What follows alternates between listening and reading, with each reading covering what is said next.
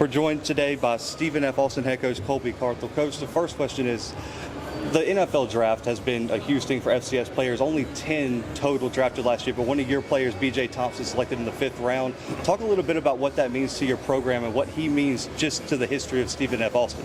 Yeah, it's always a great, special deal to have a player drafted. You know, I think a year before we had 24 out of FCS, this past year 10. It fluctuates year to year, but having one of the 10 was sure special for our program and really a great, honor to BJ. He'd worked so hard for 3 years, been with us playing, 4 with the program, and so tickled to death for him and his family, and be able to go play for the world champs. If you're going to get drafted, might as well get drafted by the best, and so he's up there harassing Patrick Mahomes and the boys now. So excited for him, excited to see his career, flourish in the NFL.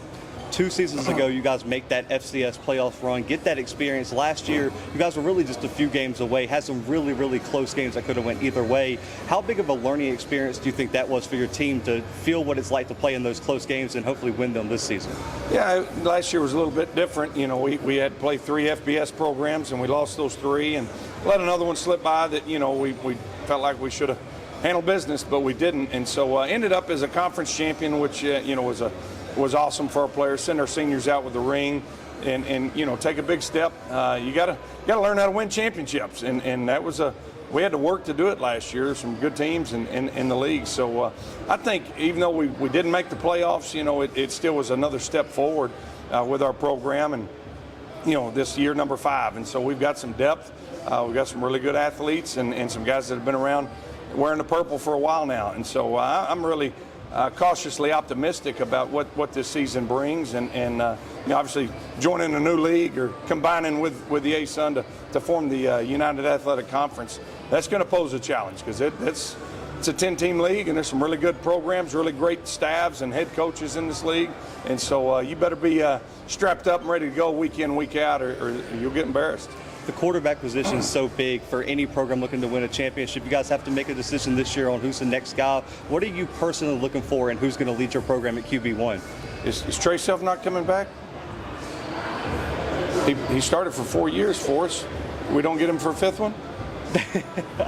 He's not coming back. Yeah. I'm just messing. We do have a quarterback competition going on right now, and so got 2 guys vying for it, and I think both very capable.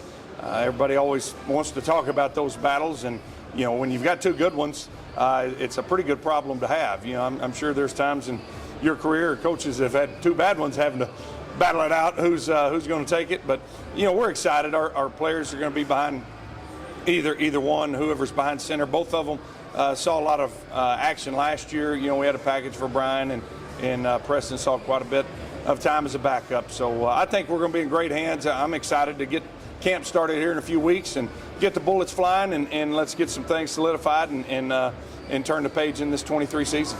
Your big in-state rival, Sam Houston State, has made that move, jump to FBS. Do you expect there to be any sort of change in that rivalry game moving forward with you guys staying at FCS and those guys now moving to CUSA? I think it'll be interesting to see what the future holds. I think that's a rivalry that everybody on both sides would like to see continued and pick back up. And as we're transitioning and working through this conference for bigger and better things, I know we'd be excited to play them again, but they're going to have to pay us. We're not going to go play a FBS program on a neutral site for no money. That's just not the business model for football right now. So we'll see. They're always working, scheduling things out years in advance, and I know there's been some dialogue between the 2 schools, so I doubt you've seen the last of the Battle of the Piney Woods, so just stay tuned. Coach, recruiting has shifted so much in the recent seasons with the explosion of the transfer portal. How do you personally plan to balance the transfer portal, high school recruiting, and then also the massive junior college circuit that's in the state of Texas? Yeah, it's a great question. I think you'll continue to see us build our program with Texas high school football players, and we're going to try to sign, 20 to 25 high school players each and every year, because I think that's where the stability and the culture of your program comes from. Obviously, with the transfer portal, that's increased the number of transfers, whether you want to take a bunch of transfers or not. Some schools take all transfers. That's not, our model. But we're gonna look. Everybody's in the transfer portal for a reason. I'm not looking for guys looking for greener grass, but there's some guys that, maybe got pushed out of a program bigger than us, at the FBS level. And so you just really have to do your homework to find out why they're in the portal. And there's good players out there in the portal.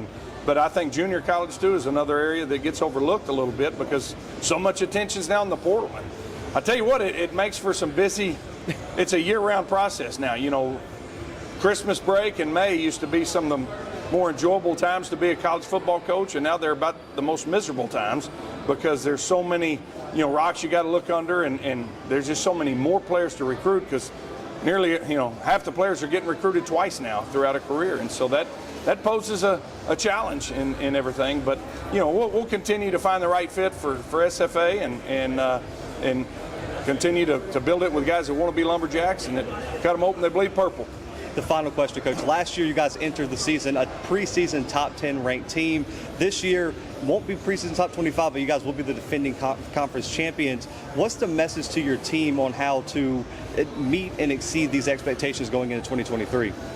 Yeah, I think last year, we were preseason top 10 based on the 2021 season, but we had such a turnover and lost some really great players and a whole, had to hire 8 new coaches. And I think at this time last year, we were picked to win the league, but I don't think our team, our staff was really all that confident as a preseason top 10. We knew we probably weren't that, and we had to work and find ourselves, and again, played 3 FBS games and took those on the chin, and we worked to get better each game last year, and was very, very proud of our team and the way we finished as a champion.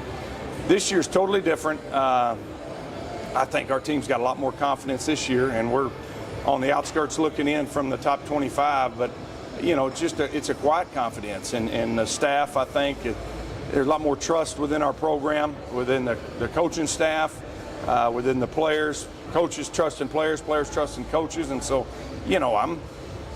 I'm optimistic about the 23 season. I think it's going to be a lot of fun for Jack Nation, and expect big things from the Lumberjacks.